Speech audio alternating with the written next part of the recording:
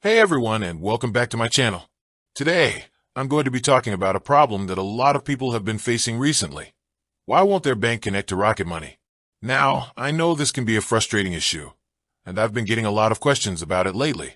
So, I decided to do some research and put together this video to help you out.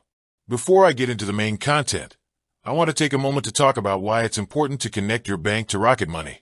Rocket Money is a great tool that can help you save money on your bills, find better deals on credit cards, and track your spending. And when you connect your bank, you can get even more out of it.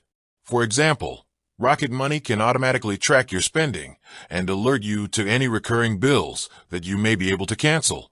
It can also help you find ways to save money on your monthly expenses, such as by switching to a cheaper cell phone plan or negotiating a lower interest rate on your credit card.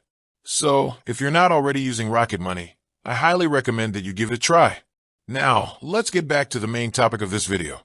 Why won't your bank connect to Rocket Money? There are a few reasons why this might happen. One possibility is that your bank is not supported by Rocket Money. Rocket Money currently supports a wide range of banks, but not all banks are included.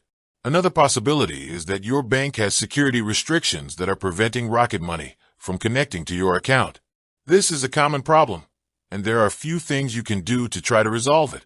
First, you can try contacting your bank and asking them to enable access to third-party apps like Rocket Money.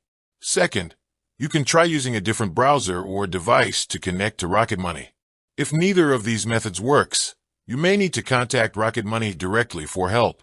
Once you've been able to connect your bank to Rocket Money, you can start taking advantage of all the great features that it has to offer.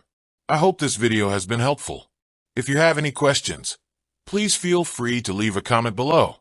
And with that, thanks for watching.